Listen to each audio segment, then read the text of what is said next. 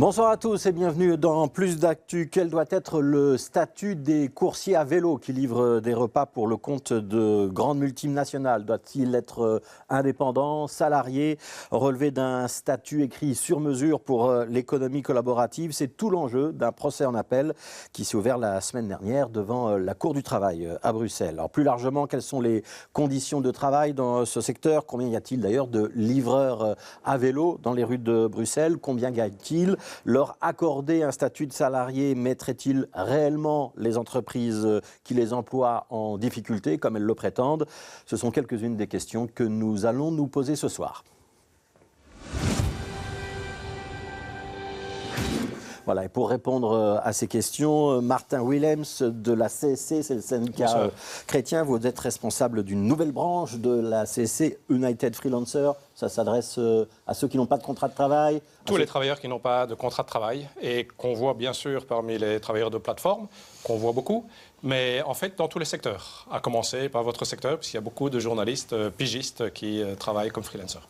Et alors Camille Peters, vous êtes un des animateurs de la Maison des livreurs qui est installée à Ixelles et vous êtes vous-même, de temps à autre, livreur à vélo. Maison des livreurs, on peut expliquer ce qu'est ce lieu en quelques mots, quelques phrases? Bien sûr, la Maison des livreurs, c'est une construction qu'on a fait avec les syndicats et les collectifs des coursiers pour pouvoir créer un lieu d'accueil des livreurs, pour pouvoir tout simplement boire un café, essayer de défendre les livreurs et tout simplement créer une communauté de livreurs pour pouvoir défendre nos droits. Voilà, donc c'est un point de rencontre où on peut à la fois se reposer, mais aussi commencer à discuter. Voilà. Merci à tous les deux de participer à ce débat. Ce n'est pas d'aujourd'hui que la question du statut des livreurs de plateforme comme Deliveroo ou Uber Eats se pose. On va remonter un petit peu dans nos archives, si vous voulez bien.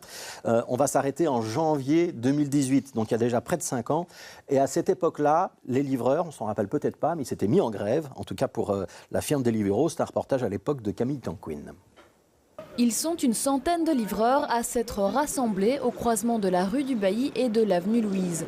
Face au passage imposé par la direction du statut de salarié à celui d'indépendant, les livreurs se mobilisent. L'idée, c'est d'aller devant les restaurants, donc de faire tous un tour à vélo pour aller à la rencontre des restaurateurs, comme lundi dernier, leur expliquer notre problème, leur demander par solidarité de se déconnecter de l'application. Des restaurateurs qui marquent pour la plupart leur solidarité avec les coursiers. Ok, c'est bon, c'est éteint. Et on a aussi la tablette plus les qui vont la soirée. Jusqu'ici, les cyclistes de Deliveroo bénéficiaient de contrats salariés. Aujourd'hui, la direction veut donc y mettre fin. Plus de sécurité sociale, des paiements à l'heure et non plus à la course et la fin d'horaires fixes à la semaine. Pour les livreurs, c'en est trop. On n'est pas une minorité comme Deliveroo veut le laisser penser. On a déjà fait fermer la zone XL lundi dernier et voilà, ça suffit. On n'est pas d'accord, on n'a plus aucun minimum horaire garanti, on n'a plus rien de garanti, on nous précarise, c'est plus possible. On a calculé avec les coursiers que ça entraînerait une baisse de notre rémunération de l'ordre de 30%, plus évidemment le fait qu'on n'ait plus accès à la sécurité sociale. Face à une direction bien décidée à imposer le passage fin janvier, les livreurs et syndicats dénoncent un ultimatum. Être indépendant demain, c'est un choix. Je décide d'être indépendant, j'ai un projet, j'en connais toutes les conséquences, je connais tous les risques que je prends. Ici, ce n'est pas le cas. Si je veux encore travailler demain, je suis obligé d'être indépendant. Donc ce sont des faux indépendants qu'on va utiliser demain. Ça ne va pas comme ça. 1 heure à peine a suffi pour rendre indisponible l'application sur la commune d'Ixelles. Les livreurs annoncent la prolongation des actions jusqu'à la fin de janvier. Alors, Martin Willems, vous avez changé de lunettes, mais on vous a quand même reconnu. C'était il y a 5 ans. Est-ce que la situation... C'était quasiment il y a 6 ans. Ouais. Est-ce que la situation a beaucoup changé? C'est toujours finalement le même conflit qui perdure dans le temps? Écoutez, à quelques détails près, c'est toujours la même chose. Et on peut même dire que la situation des livreurs s'empire. Elle s'empire parce que leur rémunération, qu'ils ont maintenant depuis lors à la course, elle est fixée pour l'essentiel d'entre eux à 4,42 € la livraison. C'est le même tarif qu'alors et on sait quelle a été l'inflation depuis lors. Ouais. Et donc, leur rémunération diminue, sans compter que comme on est payé à la course, la rémunération dépend évidemment du nombre de livraisons qu'on reçoit et que ce nombre tend à diminuer. Donc ça veut dire que la situation elle est plutôt en train de se dégrader, ça veut dire que ce sont plutôt les entreprises qui ont gagné dans le bras de fer face aux livreurs qui essayent de s'organiser? À ce stade, en tout cas? Écoutez, moi, luttant pour que ce soit l'inverse, je ne vais pas avouer une défaite, certainement pas. Bon, quand je dis que c'est la même situation, des choses ont évolué. Il y a des procès, on va en parler, j'imagine, bon, qui n'ont pas encore donné un signal très clair. Il y a aussi une nouvelle loi du gouvernement prise en octobre 2022 qui était supposée, à partir de janvier de cette année, clarifier fortement les choses. Ce n'est pas le cas, donc se joue quand même On va y revenir aussi. La présomption de salariat, qui n'est pas tout à fait se joue quand appliquée. même une question d'application de la loi. Mais bon, voilà, dans les principes, la prise de conscience, je dirais, de tout le monde, des autorités augmente, mais on n'est pas encore. Encore un petit mot. On voit à l'époque qu'il y avait une manifestation, une réaction collective des livreurs. J'imagine que ce n'est pas toujours simple de fédérer, d'organiser des actions collectives. C'est encore possible aujourd'hui dans ce secteur ou ça devient compliqué? C'était difficile à l'époque, ça l'est toujours, mais c'est toujours possible. Parce que quelle que soit la situation où se trouvent les travailleurs, ils comprennent bien qu'ils sont exploités et ils sont prêts à se battre pour pouvoir vivre de leur travail. On a une idée du nombre de livreurs qui travaillent pour ces plateformes en Belgique? Écoutez, oui, maintenant, ils ne travaillent pas tous en même temps, mais il y a 3 000 à 3 500 livreurs qui sont inscrits chez Deliveroo et au moins autant chez Uber Eats, sans compter Takeaway, où là, comme le système est différent, c'est un nombre beaucoup plus réduit, puisque là, ils sont sous contrat de travail, justement. Mais combien sont à chaque moment dans les rues, ça dépend des jours. Alors, on va se tourner vers Camille Peters. Peut-être un petit mot sur votre situation personnelle, parce que ça permet aussi de comprendre un petit peu les choses. Vous n'êtes pas livreur à plein temps, ce n'est pas quelque chose que vous faites tous les jours, du matin jusqu'au soir. Et beaucoup de livreurs sont un peu dans la même situation que vous.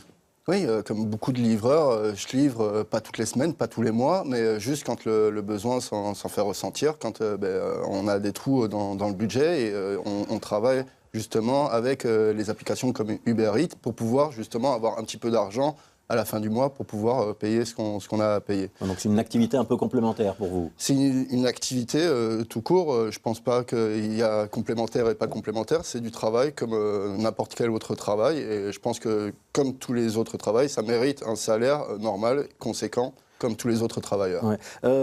Quand vous décidez de travailler, c'est donc bien vous qui décidez. Est-ce que vous avez le sentiment d'être libre dans ce choix? Ou est-ce que vous nous confirmez que, par exemple, certains livreurs qui changent leurs habitudes, qui diminuent leur plage de travail ou qui refusent certaines plages de travail, ils peuvent être déconnectés à tout moment? Ça existe ou pas? Ça existe. Et à la maison des livreurs, on ouvre 2 fois par semaine. Et il y a des centaines et des centaines de livreurs qui, depuis 1 an, sont venus à la maison des livreurs pour se plaindre surtout de ce problème-là, c'est les déconnexions abusives. C'est-à-dire un licenciement sauvage, étant donné qu'il n'y a plus de contrat de travail.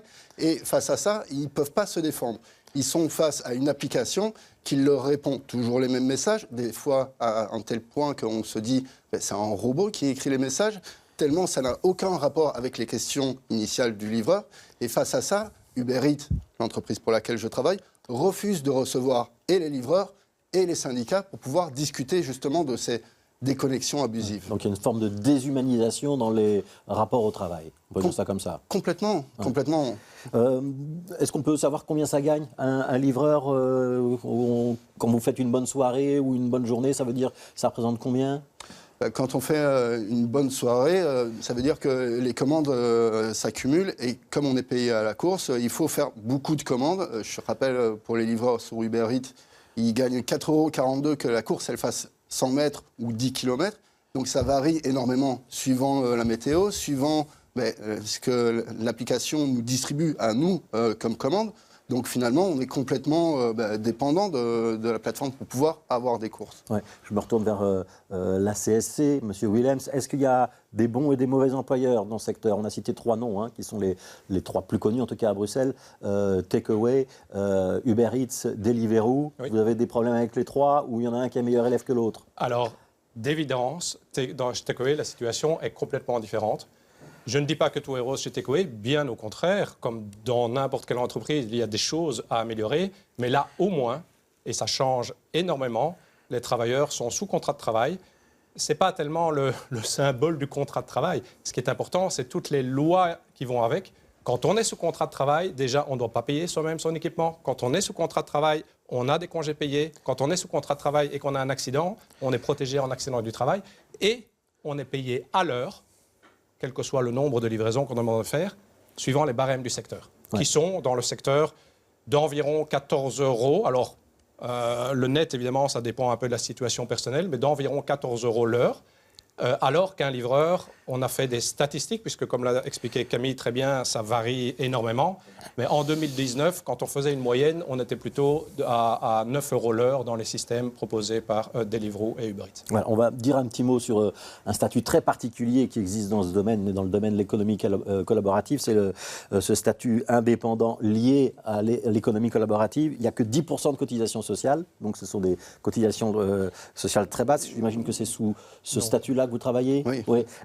Et ça veut dire que, effectivement, vous confirmez, ça n'ouvre pas de droit au chômage, au congé payé, des choses de ce genre-là. Aucun droit social. Ça fait depuis des siècles que les travailleurs ont acquis justement ces droits, droit au chômage, droit à l'assurance accident du travail. Et d'un seul coup, comme ça, les plateformes nous font reculer au 19e siècle. Et on a à la maison des livreurs quelques-uns, heureusement, qui viennent après des accidents très graves et ils se retrouvent complètement endettés parce que justement la plateforme ne propose pas aux livreurs sous l'économie collaborative ces assurances. C'est vraiment un retour en arrière, pas du tout acceptable. Alors, on va s'intéresser à ce procès qui a ouvert il y a 2 semaines. On attend une décision qui tombera théoriquement dans le début de l'année prochaine. C'est un procès en appel. Donc, c'est la suite d'une première décision de justice qui, en 2021, avait plutôt donné raison à Deliveroo en estimant que les coursiers n'étaient pas liés par un contrat de travail et qu'il s'agissait donc bien d'indépendants. Gagner en appel, pour vous, c'est vital. Ça veut dire que si vous gagnez en appel, vous aurez un argument pour essayer de faire plier Deliveroo et Uber Eats, pour citer ces 2 noms-là? Ce sera symboliquement très important. Ça ne veut pas dire que si on perd, tout est perdu. Mais pourquoi je dis symboliquement? C'est parce qu'il faut savoir que dans ce procès, on traite déjà, et ça montre un peu les lenteurs de la justice, on traite de la situation de 2018. Or, vous savez comment, on est en 2023. Deliveroo a déjà fait savoir par ses avocats que si jamais ils étaient condamnés, ça ne vaudrait que pour la situation en 2018 pour les 115 livreurs qui sont dans le procès et que donc ils pourraient se permettre de continuer comme avant pour tous les autres qui sont actifs actuellement. Ouais. L'enjeu pour vous, c'est de parler, on va être un petit peu technique, mais de la subordination des livreurs, donc que ce ne sont pas réellement des indépendants, puisque ce ne sont pas eux qui décident, à commencer par exemple de leurs tarifs. Un indépendant, théoriquement, il facture ce qu'il a envie de facturer. Là, dans la relation avec une plateforme, ce n'est pas le coursier qui décide. Ce n'est pas le coursier qui décide. Les prix sont fixés unilatéralement par Deliveroo, au point tel que vous signez un contrat, quand vous commencez, dans lequel vous acceptez que ce soit Deliveroo qui fixe les prix. C'est quand même ahurissant.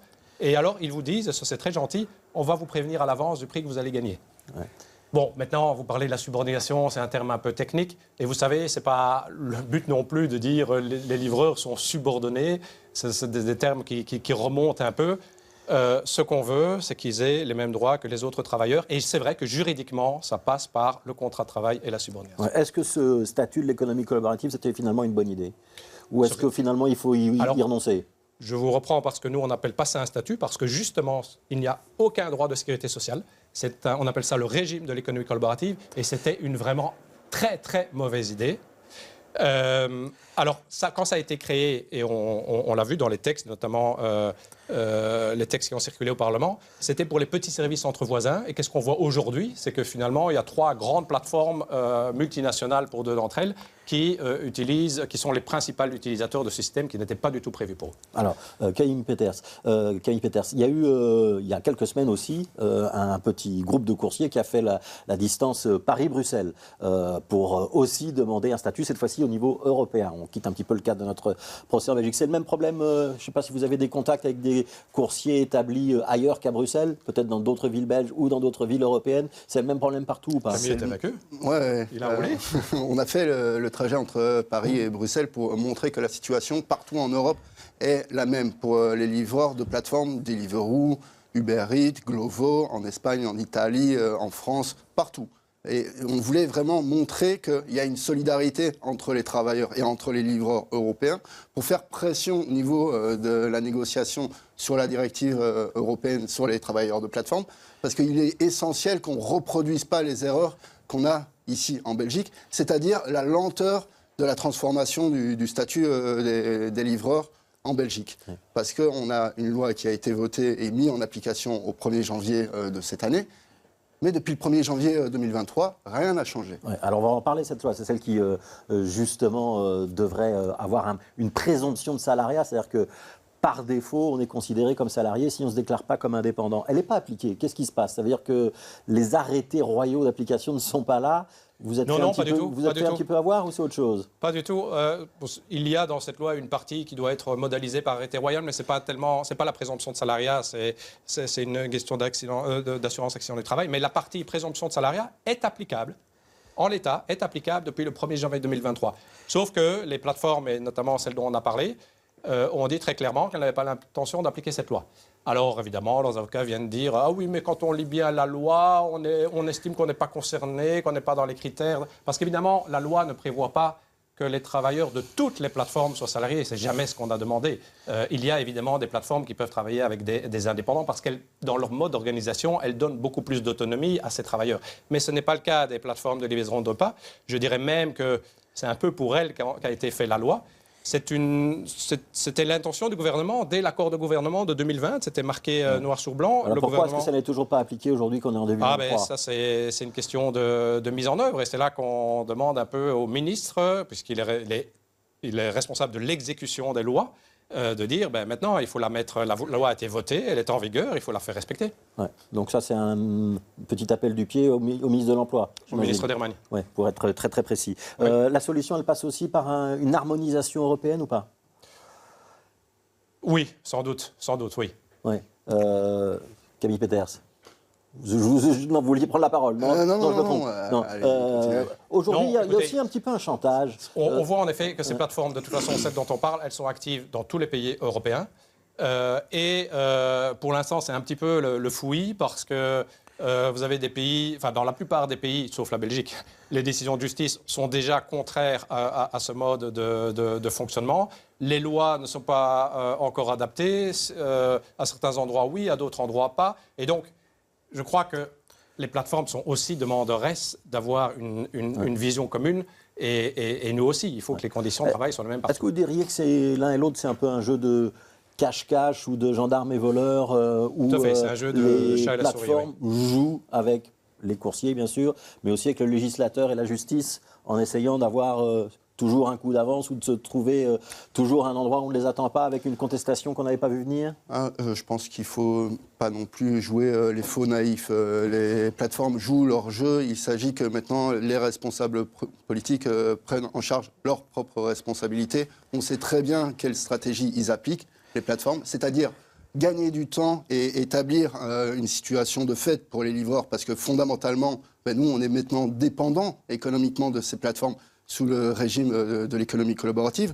Et maintenant, il s'agit d'attraper par la manche les plateformes comme Deliveroo et Uber Eats à leur dire vous avez gagné des millions pendant des années, restez ici et vous avez des comptes à rendre aux livreurs.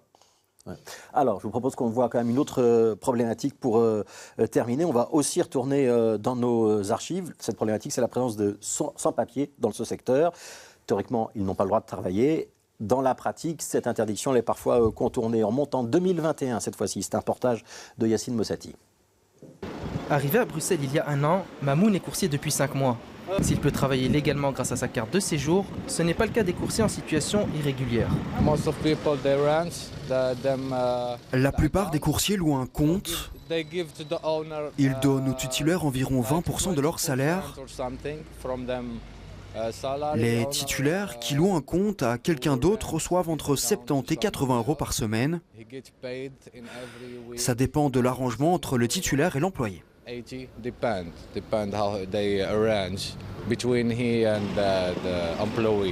une tierce personne pour travailler sous son identité, une pratique contre laquelle Deliveroo tente de lutter. Nous demandons instamment à toute personne ayant des preuves de telles pratiques de nous les signaler immédiatement afin que nous puissions enquêter en collaboration avec la police et prendre les mesures qui s'imposent. Il est de la responsabilité de chacun de contribuer à mettre un terme à ce type de pratique.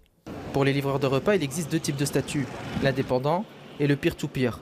Les livreurs peer-to-peer ne signent pas de contrat de travail et n'ont aucune protection sociale. Il est donc difficile pour les plateformes comme Deliveroo et Uber Eats d'effectuer des contrôles efficaces. Alors Camille Peters, confirmation, ça existe toujours aujourd'hui cette pratique de statut ou de compte qu'on loue ou sous-loue à un travailleur sans papier? La situation, partout dans l'économie belge, il y a des travailleurs sans papier, dans la livraison, dans le bâtiment, dans l'horeca. Il s'agit maintenant de prendre des décisions pour régulariser le travail de ces travailleurs. La région peut intervenir, notamment avec le fait de donner un permis de travail à ces travailleurs, ce qui régulariserait justement leur situation et permettrait d'éviter d'avoir du dumping social, ce qui est complètement dans la compétence de la région bruxelloise. Ouais, ça complique le dossier, la présence de ces travailleurs sans statut à l'intérieur de l'économie collaborative?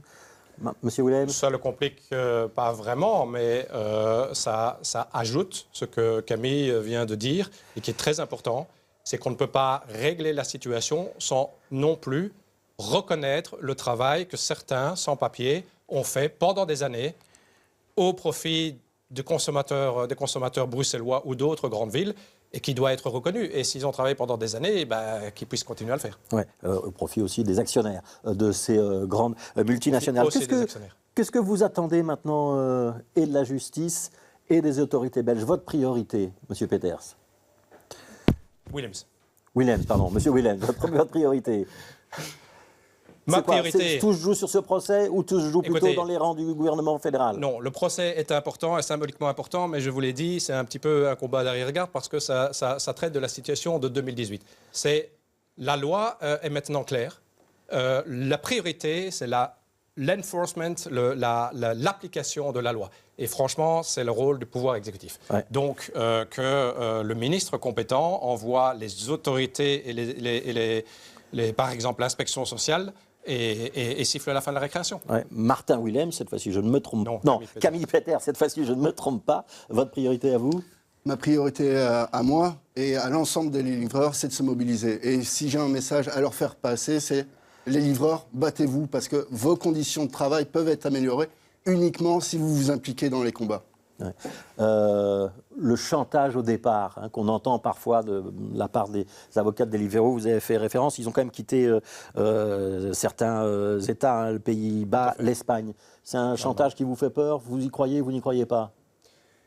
Non, ça ne me fait pas peur. C'est certainement pas quelque chose qu'on veut. On a toujours dit, les plateformes offrent un service, il y a des gens qui sont prêts à faire ce travail, il y a plein de clients pour ce service, c'est très bien, mais il y a moyen de le faire, et la preuve, c'est que Takeaway le fait, donc il y a un autre opérateur qui le fait, il y a moyen de le faire en assurant de bonnes conditions de travail aussi pour les livreurs, s'ils n'ont pas envie de respecter la loi et qu'ils ont envie de partir, si c'est leur choix, qu'ils partent, je suis sûr qu'il y a la place, que leur place sera prise par un autre opérateur.